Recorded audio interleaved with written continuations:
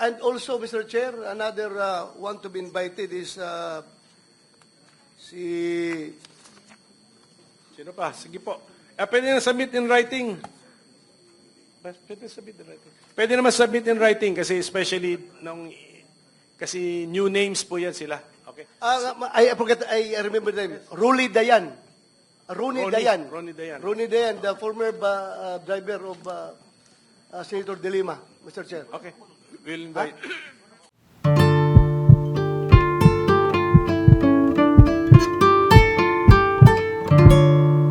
But si Jerry Guban, I'm surprised bakit hindi nila mapadala rito. So, but we will coordinate. Siguro doon na muna. Okay, Thank basta ang understanding natin dito, a subpoena will be issued to those who did not, who were invited, or even those who we failed to notify. Subpoena na tayo diretso para sa next hearing, hindi sayang ang panahon natin. Sino pa dumating? Yes, Ermina is here. Nasabi ko. Can we ask a committee secretary, kasi late dumating po si Ma'am, ano sir, complete? Ermina Espino. Ma'am Ermina Espino, please, mag-o-taking po tayo. So, committee secretary, go ahead.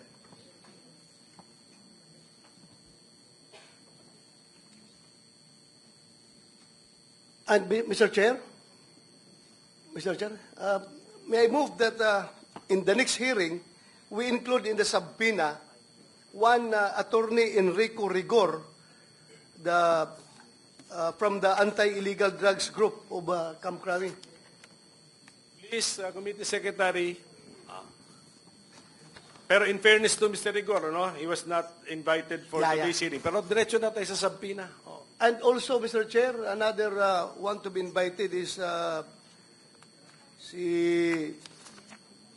Sino pa? Sige po. Pwede na submit in writing. Pwede submit in writing. Pwede naman submit in writing kasi especially kasi new names po yan sila. Okay. I forget, I remember the name. Rooney Dayan. Rooney Dayan. Rooney Dayan, the former driver of Senator De Lima, Mr. Chair. Okay. We'll invite. I don't know kung nakakulong. Basta we have to. We will find out the personal circumstances, the present personal circumstances of Mr. Dayan. Sige, can we know? Thank you, Chair. Before that, since this hearing will entail a lot of time, siguro pwede na i-coordinate ng ating committee na pakuha na ito si Guban dun sa House of Representatives kung pwede. Suggestion of our Senate President Pro Tempore, let's exert effort to coordinate with the House. Basta dito pa morningan, so ang hearing natin, we have to observe some kind of a discipline, make good use of our time. We try to suspend our hearing by 3 or 4 p.m. this afternoon. Mr. Chair. Hey, can we finish with Espino? Baka malimutan pa natin. Let's Ms. administer the oath to this one person, late arrival. Ms. Ermina Espino, kindly raise your right hand. Do you solemnly swear to tell the truth and nothing but the truth in this proceeding? Senator Risa Ontiveros. Yes, Mr. Chair. Pwede rin po bang maimbita sa next hearing ang DOJ Secretary Remulla at yung current chief ng PNP IAS? And Chief of PNP IAS, Attorney Dodo Dulay is here. And he's here. And ready siya. I Salamat, think he's Mr. ready. He Chair. also took his oath. Salamat, Chief. And then si Secretary Remulla na lamang po. Yeah, Secretary Remulla Salamat will kayo, be Mr. sent an Chair. invitation letter. Majority Leader. Thank you, Mr. Chairman. A while ago, you answered in the affirmative that we are now adopting the new rules. Perhaps, Mr. Chairman, to expedite the proceedings when we invite witnesses or resource persons, we should likewise ask for their sworn statements in advance. Yes, we did, but some were not able to comply. So depende na yung mamaya if, given our liberality, we will allow them to give us the gist of what they know. Okay, so, tapos na.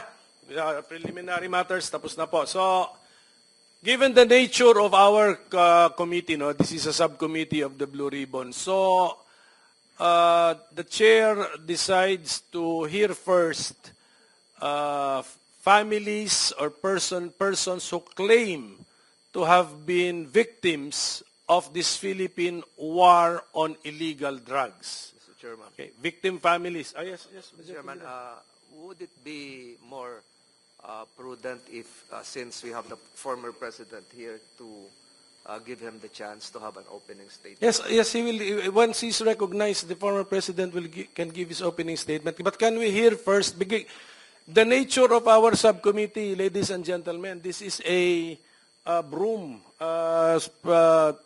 Ano tawag mo doon?